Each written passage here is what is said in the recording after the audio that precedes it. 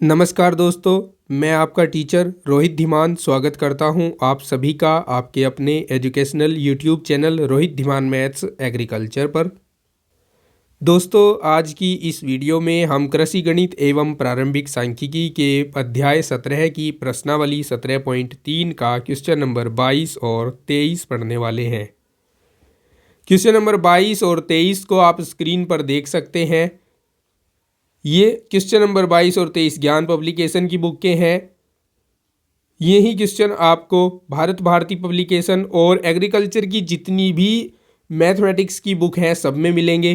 Number अलग अलग हो सकता है, इसलिए मैंने दोनों क्वेश्चनों का पहले आपको स्टेटमेंट दिखा दिया है। तो चलिए अब बिना देरी किए वीडियो को शुरू करते हैं। 22वां प्रश्न है जो उसमें कहा गया है, एक तंबू नीचे से बेलनाकार है और ऊपर से उसी आधार पर शंक्वाकार है। आधार का क्षेत्रफल 25 वर्ग मीटर है और बेलनाकार भाग की ऊंचाई 2 मीटर है। यदि तंबू के भीतर वायु का आयतन 75 घन मीटर है तो तंबू के शीर्ष की भूमि से ऊंचाई ज्ञात कीजिए। तो जिस तंबू की बात हुई है इस क्वेश्चन में वो मैं बताता हूँ आपको। वो कुछ इस प्रकार का तंबू है।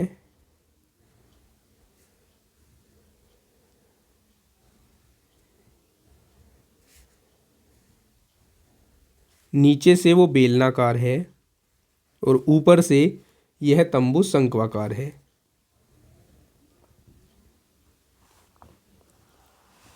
ठीक है। आधार क्षेत्रफल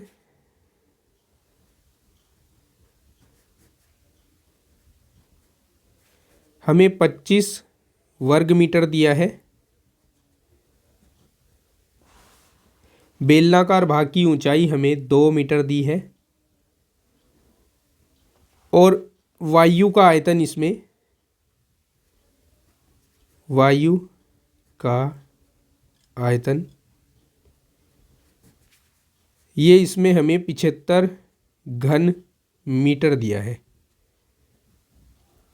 और कहा है तंबू के शीर्ष से भूमि की ऊंचाई, यानी इसकी संपूर्ण ऊंचाई पूछा है कितना होगी। संपूर्ण ऊंचाई को हम कैपिटल H मान लेते हैं और ये जो मेरे पास शंकु है इसकी ऊंचाई को हम H मान लेते हैं, स्मॉल h। ठीक है। यहाँ में लिखना होगा माना तंबू के शीर्ष की भूमि से ऊंचाई कैपिटल H व शंक्वाकार भाग की ऊंचाई स्मॉल h है। माना त्रिज्या r है, त्रिज्या r मीटर है। तब हमें आधार क्षेत्रफल दिया है 25 वर्ग मीटर, जिसको हम पाई r स्क्वायर लिख सकते हैं। यह हमें 25 वर्ग मीटर दिया है। वायु का आयतन दिया है, वायु का आयतन 75 घन मीटर दिया हुआ है इसमें। मतलब हमें बेलन प्लस शंक्वाकार भाग का आयतन दे दिया है ये। ठीक है, क्योंकि तंबू बेलन और शंकु से मिलकर बना हुआ है तो ये 75 घन मीटर हो गया। अब बेलन के लिए फॉर्मूला लिखते हैं पाई r स्क्वायर h आयतन का, और हमने इसकी ऊंचाई को कुछ नहीं माना, हम h डैश मान लेते हैं। ठीक है, यहाँ h डैश लिख दिया मैंने। प्लस शंकु के लिए 1/3 पाई r स्क्वायर h लेते हैं।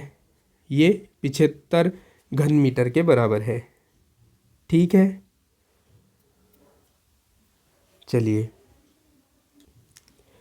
पाई r स्क्वायर कॉमन है तो पाई r स्क्वायर को कॉमन ले लिया मैंने। यहाँ से h डैश बच गया और यहाँ से h/3 बच गया इक्वल्स टू 75। अब ये पाई आर स्क्वायर का वैल्यू मेरे पास है, कितना है, 25 है, तो यहाँ पर 25 रख दिया। एच डैश का वैल्यू भी है, कितना, 2 प्लस h/3, थोड़ा ऊपर करते हैं इसको, आप देख लीजिए, इक्वल्स टू 75 आ जाएगा। 25 एकम 25 और 25 दिया 75, तो 2 प्लस h/3 बराबर 3 हो गया। या फिर इस 2 को इधर ले जाएं तो h/3 बराबर 3 माइनस 2 बराबर 1 बचेगा। या यहाँ से 3 की क्रॉस मल्टीप्लाई इधर कराएं तो h इक्वल्स टू 3 मीटर आएगा। ये शंक्वाकार भाग की ऊंचाई ज्ञात कर चुका हूँ मैं, h। और मुझे पूछा था कि जो तंबू है उसके शीर्ष की जो भूमि है उससे दूरी कितनी है, तो इसके लिए मैं ये h डैश और h को जोड़ लूँ, यहाँ से यहाँ तक h, यहाँ से यहाँ तक h डैश, दोनों को जोड़कर कंप्लीट h आ जाएगा। तो अब हम लिखेंगे चित्र से h बराबर हो जाएगा, कैपिटल H बराबर h प्लस h डैश, यानी 2 प्लस 3, 3 प्लस 2, ठीक है। वैसे तो एक ही बात है, लेकिन h का वैल्यू 3 आया था हमारे पास तो पहले यही लिख दिया, 5 मीटर। ये होगा इस प्रश्न का आंसर।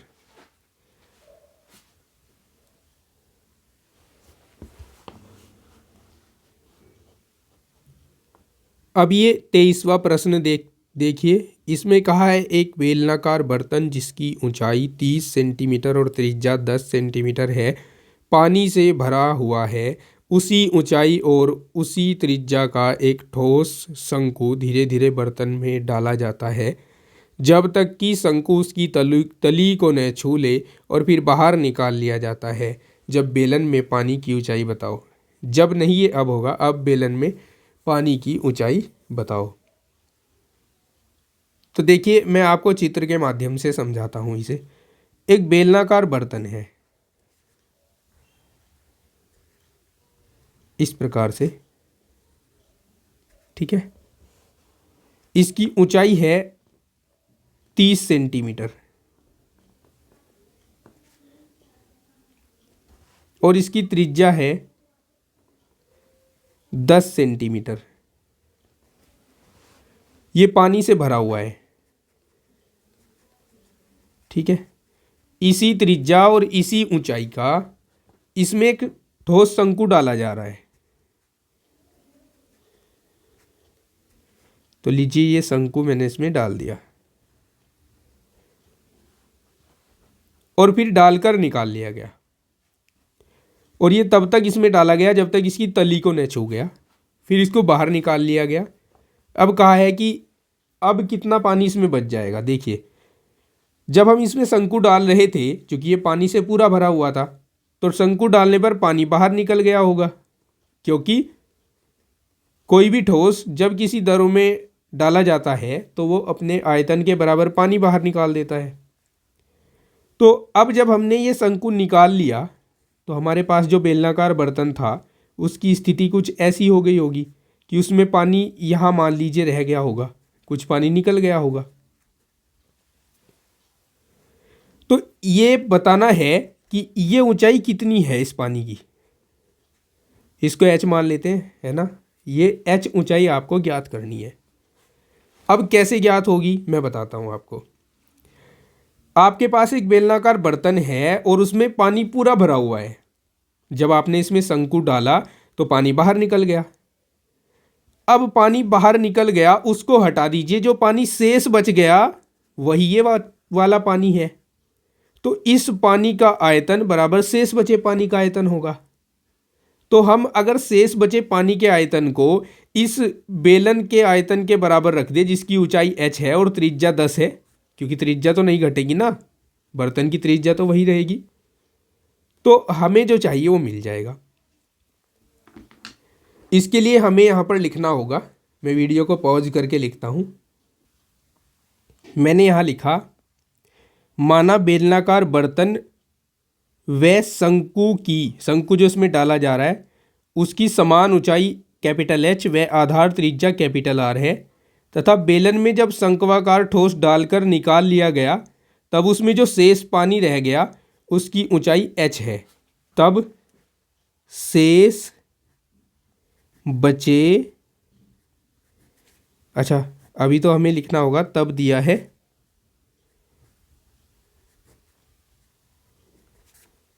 तब हमें दिया है इस h का मान दे रखा है और r का मान दे रखा है।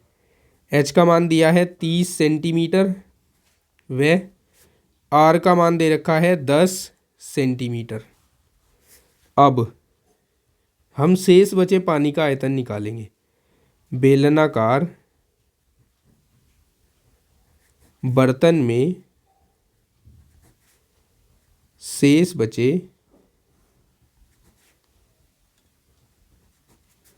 पानी का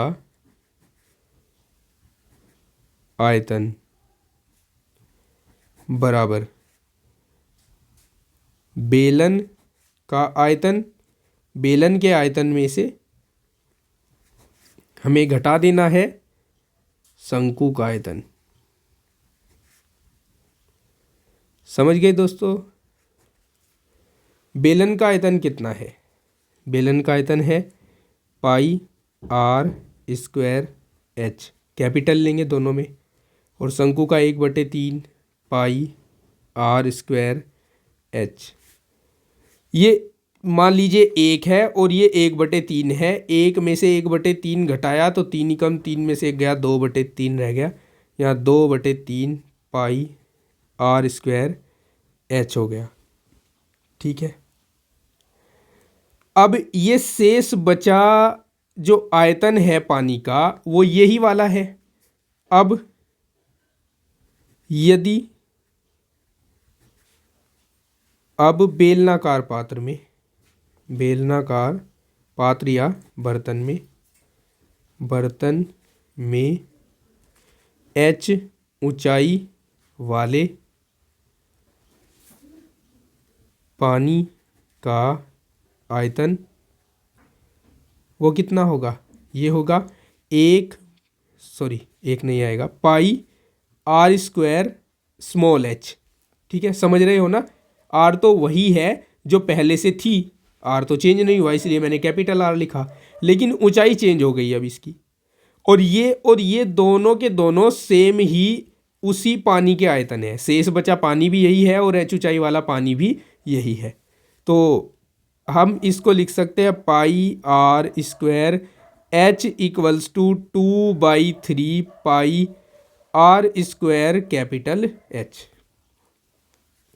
पाई आर स्क्वायर से पाई आर स्क्वायर कैंसिल हो गया और एच का मान आ गया 2/3 कैपिटल एच, और 2/3 कैपिटल एच का वैल्यू कितना था? 30 था ना? ये 3.30 और 10 दूनी 20, एच का मान आ जाएगा 20 सेंटीमीटर। तो ये होगा इस प्रश्न 23 के लिए आंसर। समझ गए ना? ठीक है दोस्तों, वीडियो के इस पार्ट में इतना ही। नेक्स्ट जो क्वेश्चंस हैं वो नेक्स्ट पार्ट में सोल्व करेंगे, और नेक्स्ट पार्ट आप स्क्रीन पर देख सकते हैं, आपको चमक रहा होगा। आप यहाँ से टच करके नेक्स्ट पार्ट को देख सकते हैं, या फिर आप इस ग्रीन कलर की प्लेलिस्ट में जाकर आप नेक्स्ट पार्ट को देख सकते हैं। मिलता हूँ आपको नेक्स्ट पार्ट में, तब तक के लिए take care, bye bye, have a nice day.